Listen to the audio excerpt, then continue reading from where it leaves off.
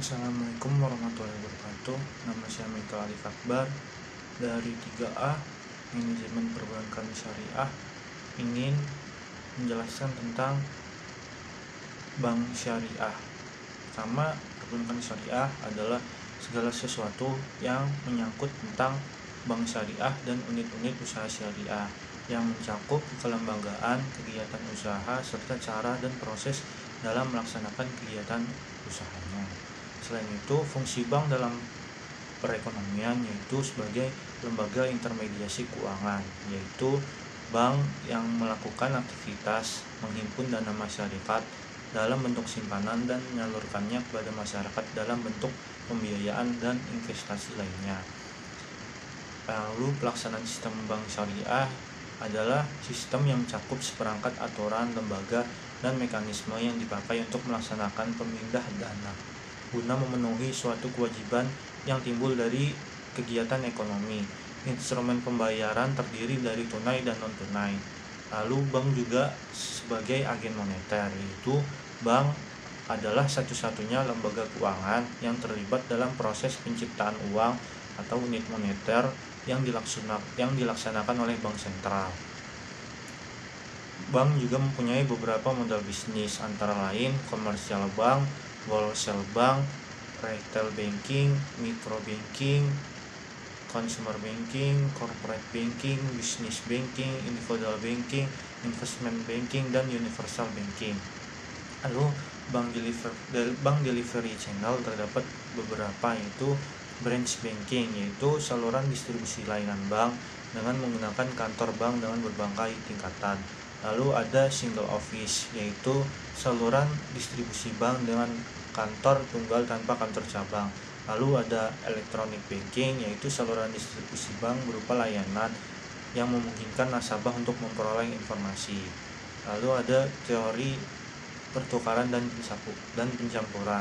Teori pertukaran yaitu penjelasan atas transaksi muamalah yang berupa pertukaran aset dari para pihak. Dan ada teori pencampuran yaitu penjelasan atas transaksi muamalah yang berupa pencampuran aset dari para pihak.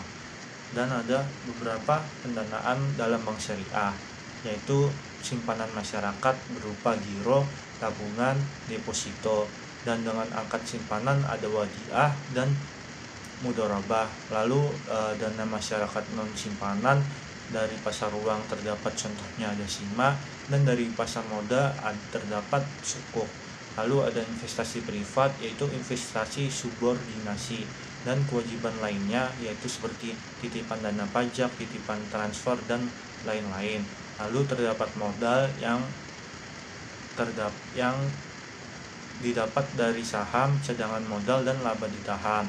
Lalu penyaluran dana bank syariah yaitu terdapat aktiva produktif, yaitu penanaman dana bank baik dalam rupiah maupun valuta asing dalam bentuk pembiayaan, surat berharga syariah, penempatan penyertaan modal sementara, komitmen, dan kontingensi pada transaksi rekening administratif, serta sertifikat wadiah Bank Indonesia. Lalu ada pembiayaan murabahah. Karakteristik produk murabahah yaitu aset yang menjadi objek murabahah dapat berupa properti kendaraan bermotor atau aset lainnya. Lalu bank juga dapat membiayai segala atau sebagian seluruh harga pembelian barang. Bank juga dapat mewakilkan kepada nasabah untuk membeli barang yang dibutuhkan oleh nasabah dari pihak ketiga untuk dan atas nama bank. Lalu terdapat pembiayaan musyarakah dan mudharabah. Karakteristik pembayaran mudharabah dan musyarakah yaitu bank dapat menetapkan jumlah plafon tertentu. Lalu bank juga dapat menetapkan jangka waktu tertentu. Lalu ada ijaroh dan IMBT, yaitu jenis-jenis ijaroh adalah ada ijaroh, ada jualah, dan ijaroh muntahiyah bitamlik. Lalu pada produk pembiayaan istisna dan salam ada pembiayaan salam, yaitu nasabah melakukan pengiriman pesanan ke konsumen. Ada juga pembiayaan istisna, yaitu produsen melakukan pengiriman barang ke nasabah. Lalu di dalam bank syariah juga ada proses dan analisis pembiayaan, yaitu ada the five of credit, yaitu karakter bagaimana nama baik yang bersangkutan di lingkungan bisnis, bagaimana hubungan manajemen karyawan. Lalu ada capacity, yaitu bagaimana kemampuan manajemen menghasilkan cash flow, dan ada kapital, yaitu dari mana sumber modal serta beberapa tingkat leverage atau hutang ataupun modalnya. Lalu ada collateral, yaitu kolateral yang dimiliki sebagai jaminan bila kinerja memburuk. Terus lalu bagaimana nilai jaminan yang ada. Lalu ada condition of economy, bagaimana kondisi ekonomi negara, optimis ataupun pesimis, dan bagaimana kondisi persaingan di dalam industri.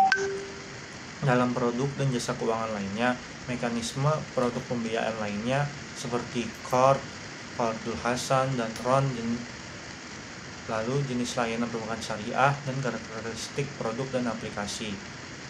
Pendapatan dan bagi hasil untuk pendanaan, terdapat beberapa metode pendapatan, revenue sharing, dan metode bagi laba ataupun rugi atau profit atau loss sharing. Pada metode revenue sharing, pendapatan yang dibagikan dihitung dari pendapatan penyaluran dana dikurangi modal. Pada metode profit atau loss sharing, pendapatan yang dibagikan dihitung dari pendapatan penyaluran dana dikurangi modal dan biaya-biaya. Lalu dalam manajemen perbankan syariah juga ada penilaian tingkat kesehatan bank syariah dan resikonya, yaitu dinilai dari rasio permodalannya, dihitung dari rasio aset ataupun aktiva produktif, dari rasio profitabilitas, rasio likuiditas, dan manajemen bank itu tersendiri. Jenis-jenis resiko ada resiko kredit, risiko pasar, risiko operasional, risiko likuiditas, risiko hukum, risiko reputasi, risiko strategi, dan risiko kepatuhan.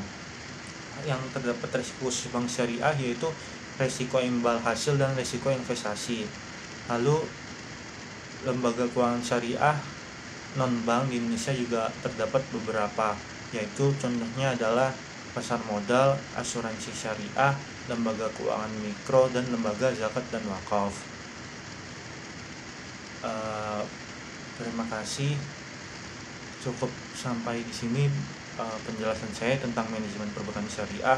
Apabila ada salah kata maupun salah pengucapan, mohon dimaafkan. Assalamualaikum warahmatullahi wabarakatuh.